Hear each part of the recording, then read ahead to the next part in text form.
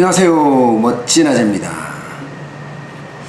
작년에 일자리 추가 경정 예산이 11조 원이었어요. 이 돈을 가지고 최저임금을 올려서 소득 주도의 성장을 이끌고자 했습니다. 그러나 결과는 소득도 놓치고 일자리도 놓쳤다는 평가입니다. 현장의 위기감을 반영한 탓인지 청와대에서 경제정책을 담당하는 각 부의 수장들이 전부 한자리에 모였습니다. 그 자리에서 문재인 대통령은 현재 상황에 대해서 엄중하고 단호하게 인식하고 있는 반면에 고령화를 이유를 대던 경제팀은요 그냥 바들짝 놀랐습니다. 11조 원 쏟아붓고 뭐 했냐 이거죠. 이 정부가 일자리와 소득 주도의 정부라고 이야기할 만큼 비중을 많이 도왔는데 경제가 살아나지 않고 오히려 침체가 되니까 심각한 위기에 빠진 거죠. 체감 실업률만 하더라도요 역대 최고입니다. 11.5%예요. 2018년이 17년은 11.2%였거든요. 게다가 3개월째 10만 명대 취업자 증가수를 보이고 있습니다. 2월달에는 10만 4천이요 3월달에는 11만 2천 4월달에는 12만 3천 명입니다. 이 통계를 작성한 이후에 아주 최하를 기록하고 있다고 합니다. 최하위 계층의 소득 증감률도 마찬가지예요. 2016년부터 계속 줄어들었어요. 이 마이너스 2.9%, 2017년 0.8%였어요.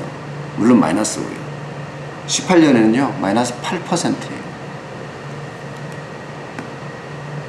통계로 보니까 심각함을 느끼게 된 거예요. 그래서 모두가 이렇게 해서는 안 되는 것 아니냐 하는 상황 인식을 한 것 아닌가 이렇게 보입니다. 기본적으로 문재인 정부는 세 가지 경제 정책을 틀로 하고 있잖아요. 소득 주도의 성장 정책, 이거는 뭐 최저임금을 올리는, 그리고 공공 일자리를 많이 만드는 뭐 이런 쪽으로 보시면 될 것 같고요. 두 번째가 사실은 공정경제입니다. 이 공정경제는 경제민주화 차원에서 진행하는 부분이라서 뭐 조사가 난무하죠. 사실 경찰 조사, 검찰 조사, 공정위 조사 뭐 거의 난리예요. 공정한 경제를 만드는 거는 맞죠. 근데 너무 과격하고 급격하게 간다는 게 또 문제가 좀 있다고 합니다. 혁신성장이 세 번째인데 잘 안 보입니다. 뭔가 공급 측면에서 뭔가 강하게 끌림이 있어야지 거기에서 월급도 주고 그 월급이 소비로 사용돼야 되는데 그 강한 끌림이 없다는 사실입니다. 그래서 문재인 대통령은 참석자들에게 아주 허심탄회한 토론을 주문을 했어요.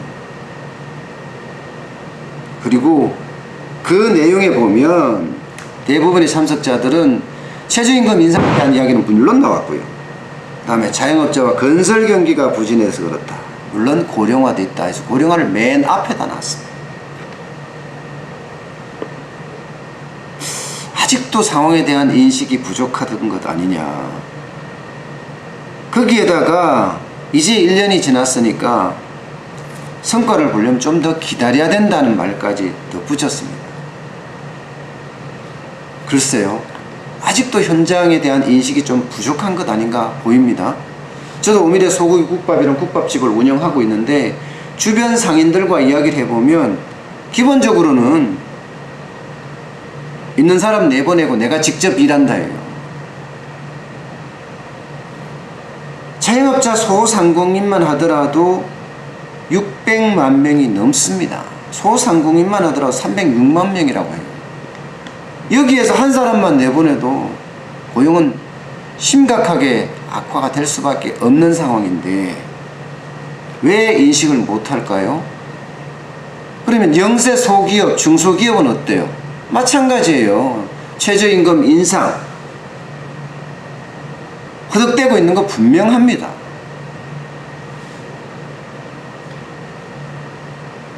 하나 더 있습니다. 조만간 또 큰 폭풍이 몰려오고 있어요. 바로 근로시간 단축입니다. 68시간에서 52시간으로 16시간이나 급격하게 단축을 시켰어요. 주 52시간을 지키지 않으면 뭐 벌금은 당연하고요. 심지어는 징역까지 하겠다고 선언을 한 상태예요. 이게 또 문제예요. 게임을 개발한다든가 반도체라든가 뭐 이런 쪽에 있는 사람들은 납기를 맞춰야 되잖아요. 건설도 마찬가지고요. 그러면 주 52시간만 하면 경쟁력은 어디로 가나요? 납기를 못 맞춰서 연기를 하는데요. 어디 그뿐이에요? 서민 일자리라고 할 수 있는 뭐 운전을 하시는 분이라든가 이런 분들은 타격을 받을 수밖에 없어요.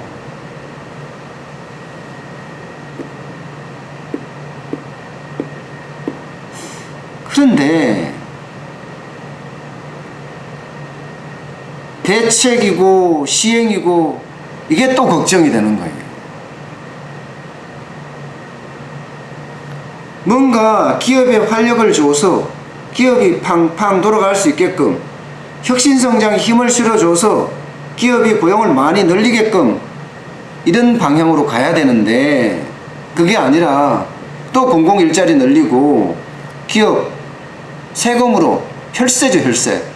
혈세로 청년 일자리 보전해주고 또 소득 하위 계층에 대한 보전을 해주고 이러면 성장 동력을 키우지 않고 퍼주기식은 안 된다는 거예요. 결론은 나오지 않았지만 또 퍼주기식으로 가게 되면 경제는 점점 어려워지고 악화될 수밖에 없습니다. 기업의 활력, 규제 혁파를 통한 활력이 필요하고요. 수출을 잘할 수 있게끔 지원하고 독려하는 게 필요합니다. 그게 경제입니다. 뭔가 내가 필요해서 사람을 뽑아야지 강제적으로 너 뽑아라, 내가 지원금을 줄게 하는 방법은 좋지 않다는 뜻입니다. 생산성과 공짜는 분명히 구분이 돼야 돼요. 지금 우리 경제에는요, 생산성을 향상시키기 위한 활력이 필요한 단계입니다. 여기까지 하겠습니다. 고맙습니다.